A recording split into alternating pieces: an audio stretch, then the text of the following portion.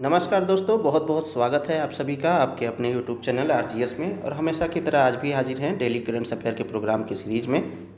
और इस daily current affair के माध्यम से जो समसामयिक घटनाएं होती हैं उन्हें एमसीक्यू और उनकी व्याख्या के माध्यम से आप तक पहुंचाने का कार्य किया जाता है, जो आपकी एग्ज़ाम की दृष्टि से बहुत ही महत्वपूर्ण हो सकते हैं। अब कोई भी एग्ज़ाम हो उसमें डेली करंट अफेयर का जो मामला रहता है वो लगभग 30 से 40% तक का रहता है।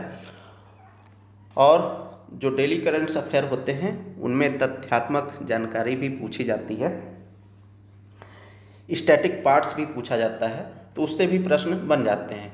तो हम दोनों चीज़ों को इसमें शामिल करते हैं, ठीक है। तो आप जो है डेली करंट अफेयर के प्रोग्राम के सीरीज़ के साथ बने रहें और अपनी तैयारी को गति देते रहें। और चैनल को अभी तक सब्सक्राइब नहीं किया है तो चैनल को सब्सक्राइब कर लें और अन्य लोगों तक भी इस चैनल को शेयर कर दें। चलिए हम लोग बढ़ते हैं पहले प्रश्न की ओर।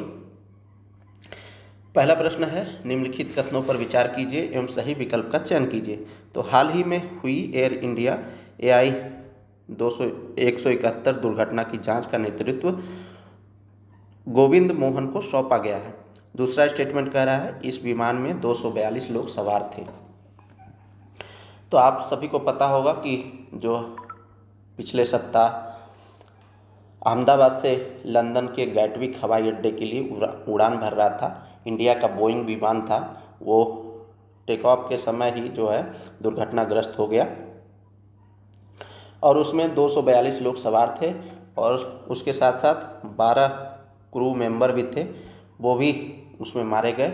सारे यात्री, बस एक यात्री जो है उसमें सुरक्षित बच पाए, उनकी भी हालत नाजुक बनी हुई है और हॉस्पिटलाइज्ड हैं। तो चलिए हम लोग व्याख्या को देखते हैं। उससे पहले प्रश्न की ओर बढ़ते हैं। तो इस संदर्भ में दोनों स्टेटमेंट सही हैं, ठीक है। तो हमारा राइट आंसर हमारा क्या हो जाएगा, सी हो जाएगा, ऑप्शन सी। चलिए व्याख्या को देखें। तो अहमदाबाद विमान दुर्घटना की जांच के लिए सरकार द्वारा गठित उच्च स्तरीय समिति की पहली बैठक आज नई दिल्ली में हुई, यानी कल हुई थी।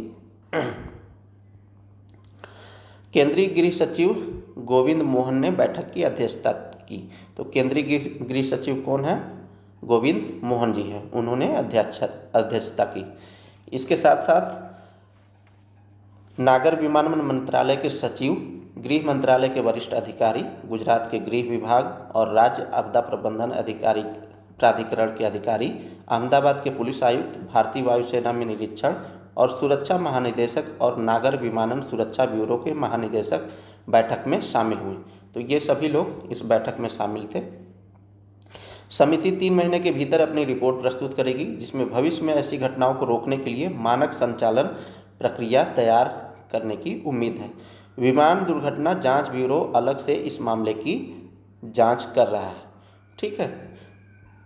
अहमदाबाद से लंदन गैटविक हवाई अड्डे के लिए उड़ान भरने वाला एयर इंडिया का बोइंग 787-8 ड्रीम लाइनर विमान पिछले सप्ताह उड़ान भरने के तुरंत बाद दुर्घटनाग्रस्त हो गया। इस घटना में विमान में सवार 242 लोगों में से केवल एक व्यक्ति सुरक्षित बचा। अब ये देखिए, एयर इंडिया का बोइंग 787-8 ड्रीम लाइनर विमान है, इसका नाम था, और लंदन के गैटविक हवाई अड्डे के लिए उड़ान भर रहा था अहमदाबाद से। तो गैटविक हवाई अड्डा कहाँ पर अवस्थित है, लंदन में है। इससे भी प्रश्न जोड़ करके आपके एग्जाम में प्रश्न पूछा जा सकता है, ठीक है। चलिए अगले प्रश्न की ओर बढ़ें। निम्नलिखित कथनों पर विचार कीजिए। पहला स्टेटमेंट कह रहा है, वर्ष 2025 का सबसे बड़ा पर्यावरण पुरस्कार फूड प्लैनेट सेमियम अर्जेंटीना को मिला है। दूसरा स्टेटमेंट कह रहा है, फूड प्लैनेट पुरस्कार को 2019 में स्थापित किया गया था। तो इस संदर्भ में क्या कह रहा है कि उपर्युक्त में से कौन से कथन सही नहीं है। तो दूसरा स्टेटमेंट तो सही है, फूड प्लैनेट पुरस्कार को 2019 में स्थापित किया गया था, ये तो सही है। लेकिन वर्ष 2025 का दुनिया का सबसे बड़ा पर्यावरण पुरस्कार फूड प्लैनेट सेमियम अर्जेंटीना को दिया गया है, ये जो है गलत है, ठीक है। और देख लेते हैं ये किसे मिला है। तो ये स्टेटमेंट हमारा पहला गलत है, इसलिए राइट आंसर क्या हो जाएगा, गलत का चयन करना है तो केवल एक गलत है, ऑप्शन ए हमारा सही हो जाएगा। तो ग्रीन फर्टिलाइजर ब्रेक थ्रू ने 2025 में $2 मिलियन का फूड प्लेनेट पुरस्कार जीता है। स्वीडन के नाइट्रोकैप्ट द्वारा विकसित एक गेम चेंजिंग ग्रीन फर्टिलाइजर ने 2025 फूड प्लेनेट पुरस्कार जीता है। तो ये स्वीडन की कंपनी है, ठीक है, जो दुनिया का सबसे बड़ा पर्यावरण सम्मान है। हवा से नाइट्रोजन निकालने के लिए प्लाज्मा और हरित ईंधन का ऊर्जा का उपयोग करते हुए यह सफलता उर्वरक उत्पादन में जीवाश्म ईंधन पर निर्भरता को समाप्त करती है। तो कैसे क्या कर रहा है, हवा से नाइट्रोजन निकालने की प्लाज्मा और हरित ऊर्जा का उपयोग किया जा रहा है, इसलिए इसे फूड प्लेनेट पुरस्कार 2025 दिया गया है। नाइट्रोकैप्ट ने 2025 का फूड प्लेनेट पुरस्कार जीता है, जो दुनिया का सबसे बड़ा पर्यावरण पुरस्कार है। इसकी हरित उर्वरक तकनीक पारंपरिक नाइट्रोजन उर्वरकों के लिए जीवाश्म मुक्त स्थानीय रूप से उत्पादित विकल्प प्रदान करती है। यह खाद्य सुरक्षा, उत्सर्जन और भू राजनीतिक निर्भरताओं के बारे में बढ़ती चिंताओं के बीच कृषि में अभिनव जलवायु लचीले समाधानों की ओर वैश्विक ध्यान आकर्षित करती है। नव प्रवर्तन के बारे में बात करें तो विकसितकर्ता कौन है, तो स्वीडिश भौतिक विज्ञानी है गुस्ताव फोर्सबर्ग नाइट्रोकैप्स के संस्थापक हैं। इन्होंने परिवर्तन किया। इसमें प्रौद्योगिकी क्या इस्तेमाल की गई है, तो हवा से नाइट्रोजन को ऑक्सीकृत करने के लिए प्लाज्मा का उपयोग करती है। हरित बिजली द्वारा संचालित होती है, जिससे जीवाश्म ईंधन का उपयोग समाप्त हो जाता है। इसका लक्ष्य क्या है, तो उत्सर्जन में कटौती करना, ऊर्जा उपयोग को 10 गुना कम करना तथा स्थानीय स्तर पर उर्वरक उत्पादन को बढ़ावा देना है, इसका मुख्य लक्ष्य है। अब हम लोग फूड प्लेनेट पुरस्कार के बारे में बात कर लें तो इसकी स्थापना 2019 में स्टॉकहोम में कर्ट बर्सफोर्स फाउंडेशन द्वारा स्थापित किया गया था और खाद्य प्रणालियों के पर्यावरणीय प्रभाव को कम करने के उद्देश्य से भविष्य में होने वाले नवाचारों को मान्यता दी गई है। पुरस्कार जो है $2 मिलियन यानी विश्व का सबसे बड़ा पुरस्कार इसे बताया जाता है, कहा जाता है, और इसमें $2 मिलियन प्रदान किए जाते हैं। जूरी के अंतर्गत यानी जज के अंतर्गत कौन इसका निर्णय करता है कि किसे दिया जाना है, तो जूरी में 10 अंतर्राष्ट्रीय विशेषज्ञ शामिल होते हैं। जोहान राकस्टाम और मैक्सन निल्सन की सह अध्यक्षता में यह पुरस्कार दिया गया। चलिए अगले प्रश्न की ओर बढ़ें। तो केंद्रीय गृह मंत्री अमित शाह ने कौन सी जनगणना की घोषणा की है, तो आप सभी को पता है कि जब लॉर्ड मेयो थे 1972 में, तो उस समय जो है भारत में जाति, धर्म, उम्र आदि का लेखा जोखा किया गया था, लेकिन एक व्यवस्थित रूप से जनगणना 1881 में की गई थी लॉर्ड रिपन के समय में, और फिर जो है 10 साल में यह जनगणना दोहराई जाती है, ठीक है। 1911 और 1921 का समय जो है अब भारत में क्या है कि उस समय जनसंख्या दर में कमी हुई थी, और उसका मुख्य कारण क्या था, तो स्पेनिश में शुरू हुई महामारी थी और उसके कारण जनसंख्या में गिरावट देखी गई थी। बहरहाल 1947 के बाद जब जनगणना हुई, मतलब 1947 के बाद जब देश आज़ाद हुआ, तो 1951 से जनगणना शुरू की गई और 2011 तक जनगणना की गई है। 2021 में जनगणना होना था, लेकिन कोविड के कारण स्थगित करना पड़ा। तो जनगणना होता क्या है, तो जनगणना यानी किसी देश में रहने वाले लोगों की संख्या की गणना की जाती है। इससे होगा क्या, तो इससे जब सरकार जो है नीतियां बनाती हैं, कौन से लोग कितने हैं, कितने पिछड़े हैं, कितने गरीब हैं, कितने निम्न आय वर्ग हैं, इनकी गणना जब की जाती है तो सरकार को नीतियां बनाने में आसानी होती है। साथ ही साथ जो बैंक्स हैं यानी केंद्रीय बैंक है, वो अपनी नीतियों में भी परिवर्तन करती है जनगणना के माध्यम से, और देखती है कि कितने पॉवर्टी पर लोग रह रहे हैं, तो अपना टैक्स रेट कम करती है या टैक्स रेट बढ़ाती है। साथ ही साथ परिसीमन का आधार भी जनगणना ही बनता है। अब अभी जो है 1971 की जनगणना को परिसीमन का आधार बनाया गया है। हालांकि अब तक 4 बार परिसीमन हो चुका है, लेकिन जब ये जनगणना होगी तो 2029 में परिसीमन निर्धारित किया जाएगा। इस जनगणना का संबंध जो है महिलाओं के आरक्षण से भी है, ठीक है, चूँकि उन्हें भी 33% आरक्षण दिया जाना है। तो बहरहाल हम लोग बढ़ते हैं इस प्रश्न की ओर। केंद्रीय गृह मंत्री अमित शाह ने कौन सी जनगणना की घोषणा की है? तो यह जो है अभी भारत में 16वीं जनगणना होगी और उसकी घोषणा की है। और ये कब से स्टार्ट होगा? तो 1 अक्टूबर 2026 से स्टार्ट होगा, ठीक है। तो इसकी घोषणा कर दी गई है। चलिए हम लोग व्याख्या को देखें, और इस जनगणना के संदर्भ में एक विस्तृत वीडियो मैं लेकर के आऊँगा इसी चैनल पर, तो उसे भी आप लोग जरूर देखिएगा। तो केंद्रीय गृह मंत्री अमित शाह ने रविवार को केंद्रीय गृह सचिव गोविंद मोहन और अन्य वरिष्ठ अधिकारियों के साथ आगामी जनगणना की तैयारियों की समीक्षा की। जाति गणना के साथ भारत की 16वीं जनगणना जल्द ही की जाएगी। अब देखिए, इसमें एक विशेष बात है कि जाति गणना इसमें शामिल किया जाएगा। 1931 का समय था जब ये जाति गणना पहली बार की गई थी, और उस समय जो है ये जाति गणना कराने के बाद अब जा कर के ये जाति जनगणना होगी। जनगणना 2 चरणों में की जाएगी। पहले चरण यानी हाउस लिस्टिंग ऑपरेशन यानी HLO में प्रत्येक घर की आवासीय स्थिति, संपत्ति और सुविधाओं के बारे में जानकारी एकत्र की जाएगी। दूसरे चरण यानी जनसंख्या गणना में प्रत्येक घर में प्रत्येक व्यक्ति की जनसांख्यिकी, सामाजिक, आर्थिक, सांस्कृतिक और अन्य जानकारी एकत्र की जाएगी। गृह मंत्रालय के बयान में कहा गया है कि जनगणना में जाति गणना भी शामिल की जाएगी।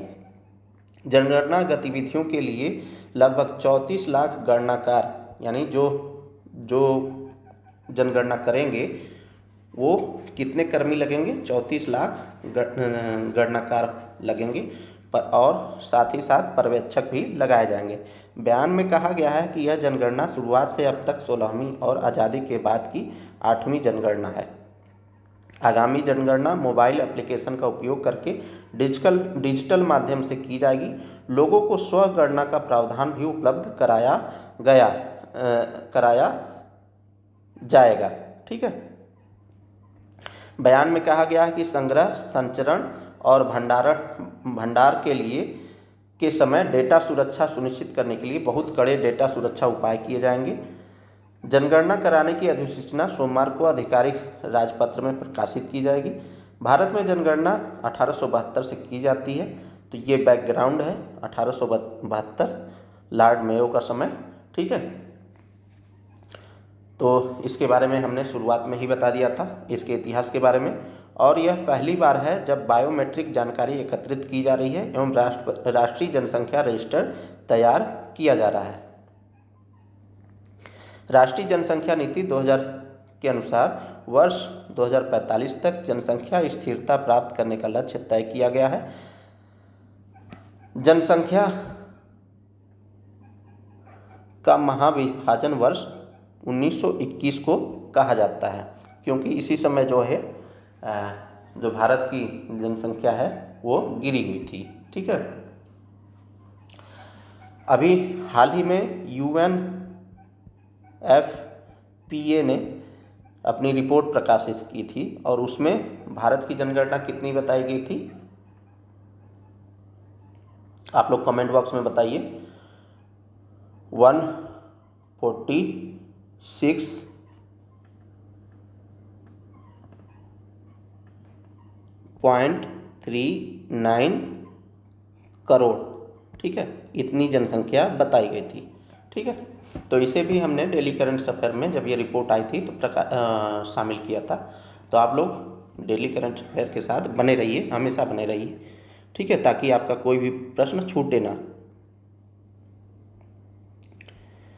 चलिए आगे बढ़ते हैं, अगले प्रश्न की ओर देखते हैं। तो चर्चा में रहा दुनिया का सबसे बड़ा गैस क्षेत्र दक्षिणी पोर्स पार्स कहाँ स्थित है? ऑप्शन ए कह रहा है ईरान, ऑप्शन बी कह रहा है ओमान, ऑप्शन सी इजराइल और ऑप्शन डी इनमें से कोई नहीं। तो अभी मित्रों, अभी इजराइल और ईरान वार छिड़ गया है और इसमें बहुत ही तनातनी जो है चरम स्थिति पर पहुंच गई है।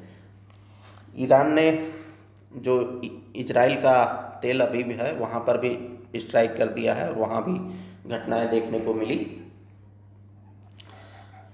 साथ ही साथ जो इजराइल है वो गाजा पट्टी में जो बच्चे थे वहाँ पर भोजन लेने के लिए एकत्रित हुए थे, तो 50 बच्चे वहाँ पर एकत्रित थे और वहाँ पर उनके सैनिकों ने, इजराइल के सैनिकों ने गोली चला दी, जिससे 50 बच्चे जो है मारे गए। तो कल के न्यूज़पेपर में था। तो आप लोग जो है न्यूज़पेपर के साथ भी जुड़ा रहा कीजिए, ठीक है, और इस डेली करंट अफेयर के माध्यम से भी हम आपको बताते रहेंगे। तो चर्चा में रहा दुनिया का सबसे बड़ा गैस क्षेत्र दक्षिणी पार्स कहाँ स्थित है? Option A Iran, option B Oman, option C Israel, option D इनमें से कोई नहीं। तो यह जो है ईरान में अवस्थित है। चलिए हम लोग बात करें व्याख्या की। तो इजराइल ईरान वार की बात करें तो ईरान और इजराइल के बीच चल रही तनातनी अब एक खतरनाक मोड़ पर पहुंच चुकी है। इस बार इजराइल ने सीधे तौर पर ईरान के एनर्जी इंफ्रास्ट्रक्चर को निशाना बनाया है। इजराइल ने ईरान के दुनिया के सबसे बड़े गैस फील्ड साउथ पार्स के एक महत्वपूर्ण पार्ट फेज 14 पर एयर स्ट्राइक की, जिसके कारण वहां आग लग गई और गैस प्रोडक्शन को कुछ टाइम के लिए रोकना पड़ा। ऑफशोर साइट के इस स्टेज पर हुए हमले के कारण ईरान को करीब 12 मिलियन क्यूबिक मीटर गैस के प्रोडक्शन को रोकना पड़ा। क्या है साउथ पार्स गैस फील्ड? तो South Pars gas field Iran के बुशेहर प्रांत में स्थित है। यह गैस फील्ड कतर के साथ शेयर है, जो इसे नॉर्थ फील्ड के नाम से जानता है। यह क्षेत्र प्राकृतिक गैस का दुनिया का सबसे बड़ा भंडार है। ईरान की घरेलू गैस जरूरतों का करीब 66% हिस्सा यहीं से आता है, जिससे देश में बिजली, हीटिंग और पेट्रोकेमिकल उत्पादों की आपूर्ति होती है। ईरान अमेरिका और रूस के बाद दुनिया का तीसरा सबसे बड़ा गैस उत्पादक देश है।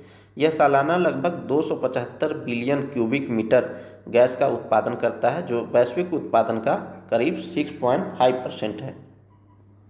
हालांकि प्रतिबंधों के चलते ईरान ज़्यादातर गैस देश के भीतर ही इस्तेमाल करता है, जबकि थोड़ी मात्रा इराक जैसे देशों को निर्यात करता है। इसके विपरीत कतर इसी क्षेत्र से हर साल 77 मिलियन टन यानी LNG liquefied natural gas Europe और एशिया को एक्सपोर्ट करता है। इस काम में शेल और एक्सान मोबिल जैसी दिग्गज अंतर्राष्ट्रीय कंपनियां उसकी मदद करती हैं। चलिए अगले प्रश्न की ओर बढ़ें। तो अंतर्राष्ट्रीय योग दिवस के 10 वर्ष होने के उपलक्ष्य में किसे राष्ट्रीय मेजबान नामित किया गया है? ठीक है, तो ऑप्शन ए कह रहा है Visakhapatnam, option B Gujarat, option C Uttarakhand, option D इनमें से कोई नहीं। तो मेजबान के रूप में किसे नामित किया गया है? ऑप्शन ए हमारा सही हो जाएगा, विशाखापत्तनम को नामित किया गया है। भारत में अंतर्राष्ट्रीय योग दिवस की 10वीं वर्षगांठ मनाने की तैयारियों के बीच आंध्र प्रदेश के विशाखापट्टनम को वैश्विक स्वास्थ्य कार्यक्रम के 11वें संस्करण के लिए राष्ट्रीय मेजबान के रूप में चुना गया है। आयुष मंत्रालय और आंध्र प्रदेश सरकार के वरिष्ठ अधिकारियों ने तैयारियों का आकलन करने के लिए एक उच्च स्तरीय समीक्षा बैठक और क्षेत्र का दौरा किया। इस कार्यक्रम का उद्देश्य प्रधानमंत्री नरेंद्र मोदी के योग को जमीनी स्तर तक ले जाने के दृष्टिकोण को आगे बढ़ाना है, ताकि यह सुनिश्चित हो सके कि इस प्राचीन भारतीय परंपरा का लाभ हर नागरिक तक पहुंचे। तो समाचार में क्यों है? तो भारत 21 जून 2025 को अंतर्राष्ट्रीय योग दिवस की 10वीं वर्षगांठ मनाने जा रहा है, जो इंटरनेशनल डे फॉर योगा की 1 दशक लंबी यात्रा को चिन्हित करेगा। इस अवसर के लिए आंध्र प्रदेश के विशाखापट्टनम को राष्ट्रीय आयोजन स्थल के रूप में चुना गया है।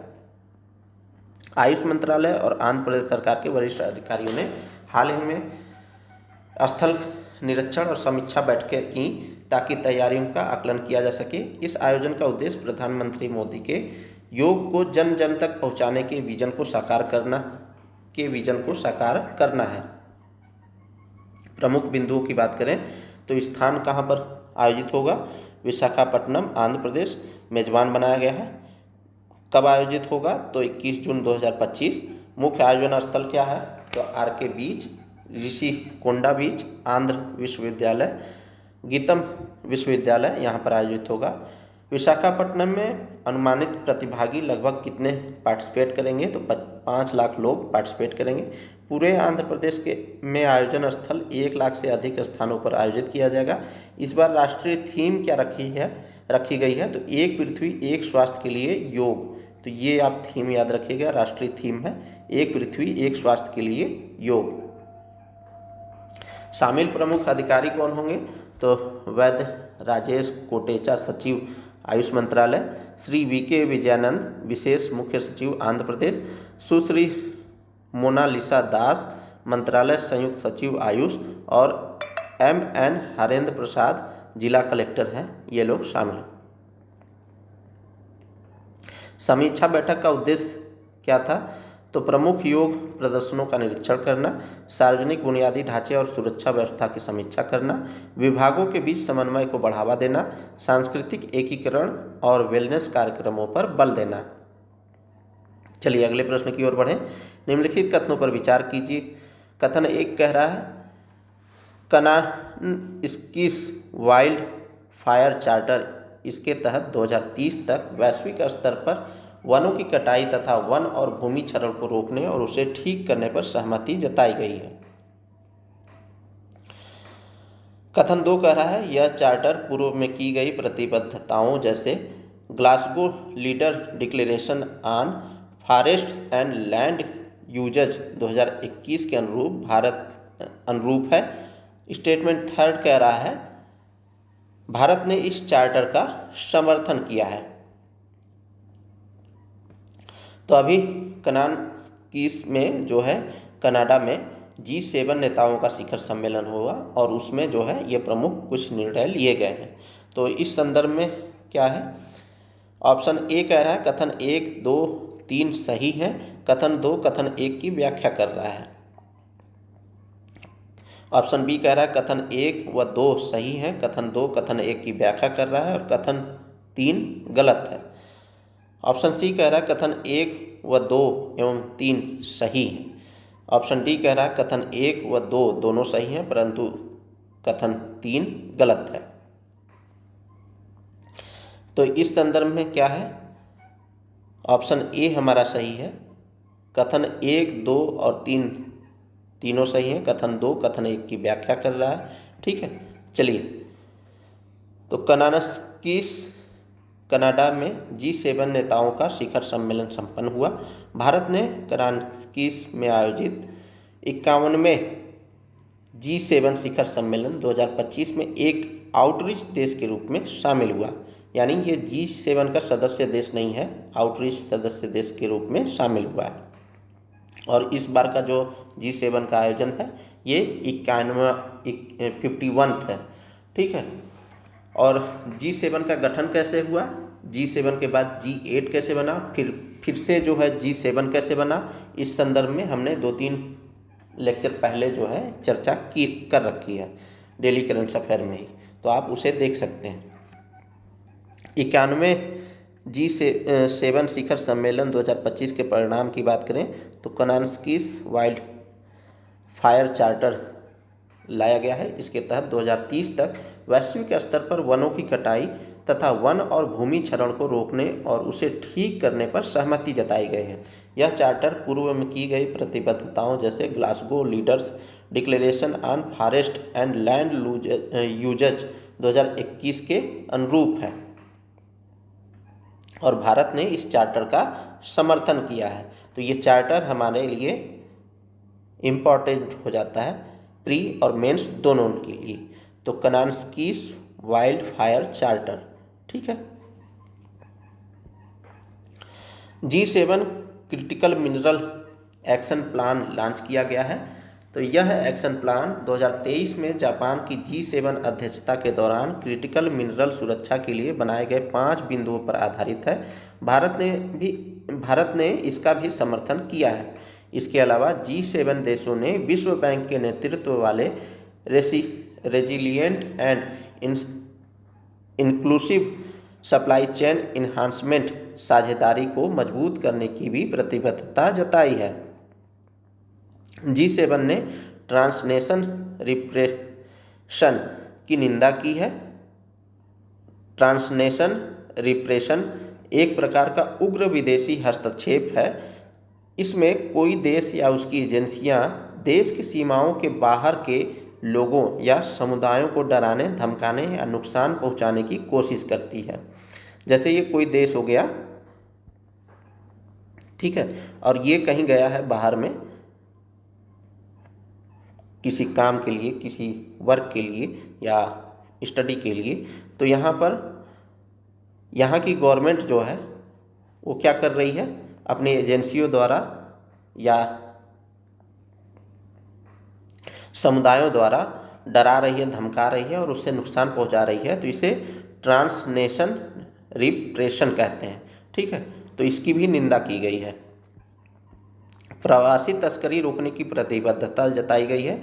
इसे रोकने और इससे निपटने के लिए G7 coalition to prevent and counter the smuggling of migrants और 2024 G7 action plan to prevent and counter the smuggling of migrants शुरू किए गए हैं। G7 के अध्यक्ष के रूप में कनाडा ने G7 government AI grand challenge launch किया है। साथ ही वह जो है सार्वजनिक क्षेत्र के भीतर AI को अपनाने में आने वाली रुकावटों को दूर करने के लिए नवोन्मेषी व मापन योग्य समाधानों को विकसित करने हेतु रैपिड सॉल्यूशन लैब्स की एक श्रृंखला की मेजबानी भी करेगा। इसका उद्देश्य संयुक्त राष्ट्र के ग्लोबल डिजिटल कॉम्पैक्ट के अनुरूप डिजिटल डिवाइड की समस्या का समाधान करना है। अब ये डिजिटल डिवाइड क्या है कि कुछ लोग यहाँ पर डिजिटली रूप से बहुत ही सशक्त हैं और हर चीज़ का इस्तेमाल करते हैं, लेकिन यहाँ पर बहुत सारे जनसंख्या ऐसी है कि वो जो है डिजिटल रूप से सक्षम नहीं है कि वो टेक्नोलॉजी का इस्तेमाल कर सकें। ठीक है, तो इसको कम करना है। G7 आउटरीच सत्र को संबोधित करते हुए प्रधानमंत्री ने अंतर्राष्ट्रीय समुदाय के सामने कुछ महत्वपूर्ण प्रश्न प्रस्तुत किए। उन्होंने क्या कहा, मोदी जी ने, क्या देश केवल तब आतंकवाद के खतरे को समझेंगे जब वे स्वयं इसका शिकार बनेंगे? उनका पहला प्रश्न ये था। दूसरा प्रश्न था, क्या आतंकवादियों और इससे पीड़ितों को एक समान माना जा सकता है? तीसरा प्रश्न था, क्या वैश्विक संस्थाएं आतंकवाद पर मूक दर्शक बनी रहेंगी? तो ये आतंकवाद का मुद्दा है तो वैश्विक लेवल पर खतरनाक, लेकिन जब जिसके ऊपर पड़ती है तब वो एक्शन लेता है। जैसे जो अमेरिका में 2011 का हमला हुआ था, तब जो है अमेरिका आतंकवाद के प्रति मुखर हुआ था, लेकिन अब जो है शांत बैठा है। G7 शिखर सम्मेलन के बारे में बात करें तो यह एक अंतर्राष्ट्रीय मंच है। इसका आयोजन हर साल बारी बारी से G7 सदस्य देशों फ्रांस, संयुक्त राज्य America, United kingdom, Germany, Japan, Italy और कनाडा तथा यूरोपीय संघ के नेताओं द्वारा किया जाता है। G7 की अध्यक्षता हर साल सदस्य देशों के बीच चक्रानुक्रम में रहती है। जिस देश के पास अध्यक्षता होती है वह उस साल के शिखर सम्मेलन की मेजबानी करता है। इसकी उत्पत्ति की बात करें तो इसका गठन 1970 के दशक में ऊर्जा संकट के दौरान व्यापक अर्थव्यवस्था, मुद्रा, व्यापार और ऊर्जा पर नीतियों का समन्वय करने के लिए किया गया था, और इसके इतिहास के बारे में हमने ऑलरेडी चर्चा कर रखी है। चलिए अगले प्रश्न की ओर बढ़ें। तो प्रश्न है, नए ऐतिहासिक अध्ययन में ब्रह्मांड के अज्ञात सामान्य पदार्थ की अवस्थिति का पता चला है, जिसके लिए किसका प्रयोग किया गया है? तो ऑप्शन ए कह रहा है लघु विकिरण, ऑप्शन बी फास्ट रेडियो बस्टर्ड, ऑप्शन सी रेडियो तरंग, ऑप्शन सी यूवी रेज। तो हार्वर्ड एंड स्मिथसोनियन मतलब हार्वर्ड के कुछ वैज्ञानिक हैं, वहाँ पर इसकी खोज की गई है। अज्ञात सामान्य पदार्थ है, ठीक है। और इसके लिए जो है फास्ट रेडियो बस्टर्ड का प्रयोग किया गया,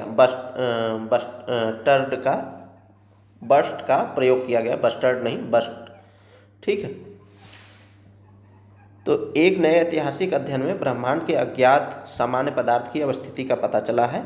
हार्वर्ड एंड स्मिथसोनियन और कैलटेक के वैज्ञानिकों ने पहली बार ब्रह्मांड के अज्ञात सामान्य पदार्थ यानी ऑर्डिनरी मैटर का पता लगाया है। उन्होंने इस खोज के लिए फास्ट रेडियो बर्स्ट नामक शक्तिशाली ब्रह्मांडीय संकेतों का उपयोग किया है। इससे पहले वैज्ञानिकों को पता था कि ब्रह्मांड के सामान्य या बायोनिक मैटर का कम से कम आधा हिस्सा अज्ञात है। ब्रह्मांड में बहुत सारे ऐसे चीज़ हैं जो हमें नहीं पता है, ठीक है। तो ब्रह्मांड में सामान्य पदार्थ का वितरण 76% अंतर आकाश गंगा माध्यम में अवस्थित है। यह आकाश गंगाओं के बीच की पतली गैस है। 15% आकाश गंगा प्रभा मंडल यानी गैलेक्सी हैलोज में है। ये आकाश गंगाओं के बाहरी क्षेत्र में है। 9% आकाश गंगाओं के भीतर हैं। इनमें तारे, ग्रह, गैस एवं धूल के विशाल बादल शामिल हैं, जो सभी गुरुत्वाकर्षण से बंधे होते हैं। फास्ट रेडियो बर्स्ट की बात करें तो यह क्या है, तो परिभाषा की बात करें तो फास्ट रेडियो बर्स्ट रेडियो तरंग आवृत्तियों में विद्युत चुंबकीय विकिरण का एक चमकदार और क्षणिक विस्फोट है। ये आमतौर पर हमारी आकाश गंगा से परे की आकाश गंगाओं में घटित होते हैं। फास्ट रेडियो बर्स्ट की अवधि कुछ मिलीसेकंड के लिए कुछ सेकंड तक होती है। फास्ट रेडियो बर्स्ट ने रहस्य सुलझाने में कैसे मदद की, तो फास्ट रेडियो बर्स्ट ने कॉस्मिक फ्लैश लाइट्स के रूप में काम किया। जब फास्ट रेडियो बर्स्ट अंतरिक्ष में गमन करते हैं तो वे अलग अलग तरंग दैर्ध्यों में प्रकीर्णित डिस्पर्सन हो जाते हैं। जैसे एक प्रिज्म सूर्य के प्रकाश को फैलाता है, जैसे ये प्रिज्म है, ठीक है। और यहाँ से जब कोई लाइट आती है तो ये क्या होता है, ये 7 अलग अलग रंगों में विभक्त हो जाता है, ठीक है। तो ये डिस्पर्स हुआ। प्रकीर्णन की डिग्री उनके मार्ग में पदार्थ की मात्रा को दर्शाती है। फास्ट रेडियो बर्स्ट ने कॉस्मिक वेव में पदार्थ वितरण का प्रथम प्रत्यक्ष माप, फर्स्ट डायरेक्ट मेजरमेंट प्रदान किया और विश्वसनीय ब्रह्मांडीय अन्वेषण में स्वयं को सही सिद्ध किया है। सामान्य पदार्थ यानी बायोनिक मैटर बनाम डार्क मैटर के बारे में बात करें तो इसमें गैस, धूल, तारे, ग्रह और रोजमर्रा के पदार्थ जैसे जल शामिल हैं, जो विद्युत चुंबकीय विकिरण यानी प्रकाश के साथ परस्पर क्रिया करते हैं। यह ब्रह्मांड में सभी पदार्थ का लगभग 15% बनाती है। डार्क मैटर के विपरीत सामान्य पदार्थ बैरियन, जो जैसे प्रोटॉन, न्यूट्रॉन से बना होता है। डार्क मैटर जो है यह एक रहस्यमय पदार्थ है जो ब्रह्मांड के भौतिक पदार्थ का लगभग 85% बनाता है, लेकिन अदृश्य रहता है क्योंकि यह प्रकाश के साथ परस्पर क्रिया नहीं करता है। डार्क मैटर सामान्य पदार्थ के साथ बहुत कमजोर या बिल्कुल भी परस्पर क्रिया नहीं करता है। इन दोनों में समानताओं की बात करें तो दोनों पदार्थ, जिसका अर्थ है कि उनमें द्रव्यमान होता है और वे स्थान घेरते हैं, दोनों गुरुत्वाकर्षण बल लगाते हैं। चलिए अगले प्रश्न की ओर बढ़ें। तो प्रश्न है global draft outlook, draft outlook है, ठीक है, सूखा जिसे बोलते हैं। तो ग्लोबल ड्राफ्ट आउटलुक 2025 के संदर्भ में निम्नलिखित कथनों पर विचार करें और सही विकल्प का चयन करें। तो पहला कह रहा है कि यह रिपोर्ट आर्थिक सहयोग एवं विकास संगठन यानी OECD ने जारी की है। दूसरा स्टेटमेंट कह रहा है रिपोर्ट के अनुसार सूखे की गंभीरता में वृद्धि, दुनिया का लगभग 40% भूमि क्षेत्र सूखे के बार बार और गंभीर स्थिति का सामना कर रहा है। तीसरा स्टेटमेंट कह रहा है कि भारत, ऑस्ट्रेलिया जैसे देशों में जल से जुड़ी समस्याओं के कारण जल विद्युत ऊर्जा संयंत्रों का संचालन बाधित हो सकता है। अब इस संदर्भ में ऑप्शन ए का सही विकल्प का चयन करना है। तो ऑप्शन ए कह रहा है केवल 1 और 2 सही है, ठीक है। ऑप्शन बी कह रहा है केवल 2 और 3 सही हैं। ऑप्शन सी कह रहा है उपयुक्त में से 2 विकल्प सही हैं। ऑप्शन डी कह रहा है उपयुक्त तीनों विकल्प सही हैं। तो इस संदर्भ में ये तीनों विकल्प सही हैं, इसलिए राइट आंसर हमारा डी हो जाएगा। चलिए व्याख्या को देखें। तो ग्लोबल ड्राउट आउटलुक 2025 जारी किया गया है। यह रिपोर्ट आर्थिक सहयोग एवं विकास संगठन यानी OECD ने जारी की है। रिपोर्ट के मुख्य बिंदुओं पर एक नज़र डालें तो सूखे की गंभीरता में वृद्धि हुई है। दुनिया का लगभग 40% भूमि क्षेत्र सूखे की बार बार और गंभीर स्थिति का सामना कर रहा है। गंभीर सूखे के कुछ हालिया उदाहरणों में 2022 का यूरोप में पड़ने वाला सूखा, 2021 का कैलिफोर्निया का सूखा और हॉर्न ऑफ अमेरिका, विशेष रूप से सोमालिया में सूखा शामिल है। आर्थिक प्रभाव भी इस पर पड़ा है। आर्थिक प्रभाव क्या पड़ा है? तो सूखे की औसत अवधि से आर्थिक हानि हर साल 3% से 7.5% तक बढ़ रही है। भारत, ऑस्ट्रेलिया जैसे देशों में जल से जुड़ी समस्याओं के कारण जल विद्युत ऊर्जा संयंत्रों का संचालन बाधित हो सकता है। अंतर्देशीय नदी परिवहन प्रणाली पर प्रभाव पड़ता है, जैसे हाल ही में पनामा नहर में सूखे के कारण समस्या हुई थी। फसल की पैदावार में 22% तक की गिरावट आ सकती है। पारिस्थितिकी प्रभाव क्या प्रभाव पड़ा है? तो मृदा की नमी में गिरावट, यानी 1980 के बाद से वैश्विक भूमि के 37% हिस्से में मृदा की नमी में उल्लेखनीय गिरावट देखी गई है। भूजल स्तर में भी गिरावट देखी गई है। पूरी दुनिया में भूजल स्तर नीचे से जा रहा है और 62% निगरानी किए गए जलवृत्तों यानी एक्वेफायर्स में लगातार गिरावट दर्ज की गई है। इसके कुछ अन्य प्रभाव भी हैं, जैसे विश्व मौसम विज्ञान संगठन 2021 के अनुसार सभी आपदाओं से होने वाली मौतों में से 34% मौतें सूखे की वजह से होती हैं। और इसके अलावा सूखा गरीबी, असमानता और लोगों के पलायन की समस्याओं को और भी ज़्यादा बढ़ा देता है। सूखे की रोकथाम के लिए शुरू की गई कुछ प्रमुख पहलें। तो वैश्विक स्तर पर शुरू की गई पहलों की बात करें तो संयुक्त राष्ट्र मरुस्थलीकरण रोकथाम अभिसमय UNCCD की सूखा पहल, अंतर्राष्ट्रीय सूखा प्रबंधन कार्यक्रम, इसे WMO यानी विश्व मौसम संगठन और ग्लोबल वाटर पार्टनरशिप मिलकर संचालित कर रहे हैं। भारत में आरंभ की गई कुछ पहलों की बात करें तो राष्ट्रीय कृषि सूखा आकलन और निगरानी प्रणाली यानी NADAMS सूखे की निगरानी और मूल्यांकन के लिए ये कार्य करता है। वाटरशेड विकास कार्यक्रम यानी प्रधानमंत्री कृषि सिंचाई योजना का हिस्सा है। जल की बचत और भंडारण के लिए ये लाया गया है। अटल भूजल योजना, भूजल स्तर सुधारने के लिए यह योजना लाई गई है। तो ये था दोस्तों डेली करंट अफेयर का आज का प्रोग्राम, और उम्मीद करते हैं आप लोग इसके महत्वता को समझ रहे होंगे। एग्ज़ाम में किस तरीके से प्रश्न बनते हैं उसे भी आप देख रहे होंगे। साथ ही साथ बदलते एग्ज़ाम पैटर्न को भी आप समझ रहे होंगे। उसी के अनुसार इस सेशन को डिज़ाइन किया जाता है ताकि आप कोई भी एग्ज़ाम दें, UPSC दें, कोई भी स्टेट PCS दें, UPPSC दें, साथ ही साथ कोई भी अन्य प्रतियोगी परीक्षा दें, तो उसमें ज़्यादा से ज़्यादा आप प्रश्नों को सही कर सकें।